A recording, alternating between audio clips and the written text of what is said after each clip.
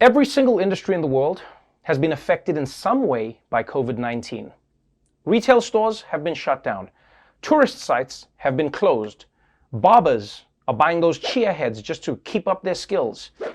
And one industry that needs to remain open in order for us to survive is the food industry. But now the virus is coming for that too. The food supply chain is breaking. That's the warning in a full-page ad from Tyson Foods, released in the New York Times. It comes after one of the country's largest meat processors closed a massive pork processing plant in Iowa because of a coronavirus outbreak. A USA Today investigation found 150 of the nation's largest plants are in counties where the infection rate is spiking, threatening not only workers, but potentially the food supply. This morning, with beef increasingly scarce, President Trump promising to take action, signing an executive order under the Defense Production Act to ensure processing plants stay open and run at the maximum extent possible.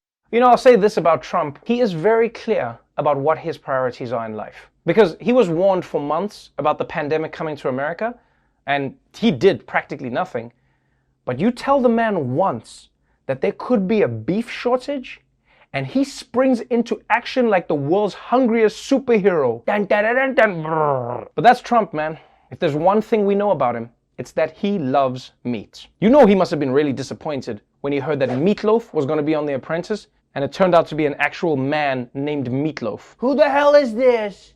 I can't put gravy on this man. I mean, I sure as hell will try. But yes, few places in America have seen a higher rate of coronavirus cases than meat processing plants. And although there doesn't seem to be a danger to the food itself, in most of these facilities, the workers are quite literally putting their lives on the line. Processing plants can be a breeding ground for the virus because many workers spend their day side by side. You're not talking about 200 people, you're talking about several thousand people. We are very close. We can't use a social distance at that place. One employee, concealing their identity for fear of retribution, tells us plant managers were asked why fewer employees were showing up, adding the virus was rarely mentioned, if at all. People started being carried out of there, and so we were always asking our supervisors, basically, what is it that's going on here? This notice for a $500 attendance bonus enticed employees to keep working. The union representing workers says 1 month of requests for PPE were basically ignored. Employees tell us workers were given hairnets to use as face masks.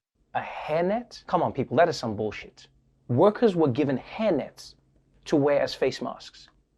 Hairnets can't stop the virus. I don't even think hairnets can stop hair. I've eaten school lunch. And you know, it's really sad that these workers are being forced to keep the food chain going, but nobody's being forced to protect them while they do it. They need equipment to keep safe while doing their jobs. And if you eat meat, you especially should want these workers to be treated right, because without them, the only way you're getting bacon is if you fight the pig yourself. We all know how that's going to end.